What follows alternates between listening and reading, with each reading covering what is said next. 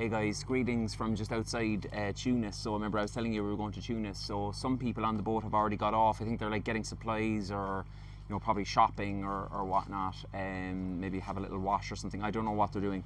Some people are calling them cowards. I would never use that term, but all I know is that I've remained on the boat steadfast because I'm a boats guy. Here's some of my remained on the boat steadfast gang.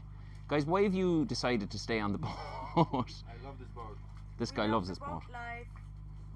We don't leave our boat. We don't leave our boat. So, but yeah, look, I'm hardcore. I'm staying on the boat. Have a look at this beautiful island over here. I'm not sure what it's called. It may also not be an island. But what I do know for sure is that there are loads of people there, like 200 people. If you focus in there's 200 people waiting to see us, like to greet us to Tunisia. Like, how beautiful is that? Already there's been boats circumnavigating our boat, playing Palestinian music, waving the Palestine flag.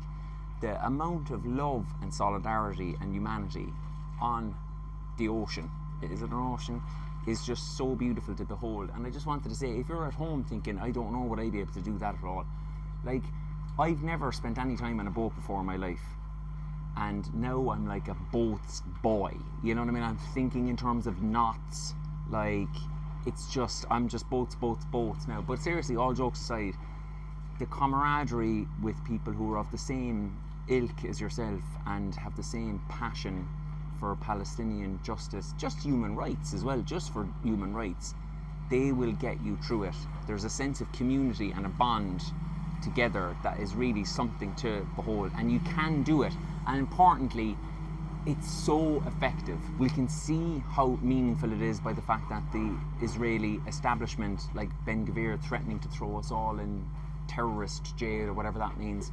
I have never seen more media coverage of a Palestinian movement before in my life. Of course the US and of course the mainstream papers in Britain are the last to cotton on. That's always the case. It's good to remember that apartheid South Africa's last remaining supporters were the British establishment and the US establishment, but the rest of the world is fully behind this movement, and it's such a powerful tool. I believe that especially for Westerners, the marches and the rallies, but particularly the flotilla, are the most important tool we have, because it's so pure, it's non-violent, it is capturing the imagination of people around the world. All of us are receiving such beautiful messages, particularly from people in Gaza, saying this is actually really something, this is really something meaningful. And I would just urge anyone at home, if I can do this, you can definitely do this. This is just the beginning. This is not a one-off event whatsoever.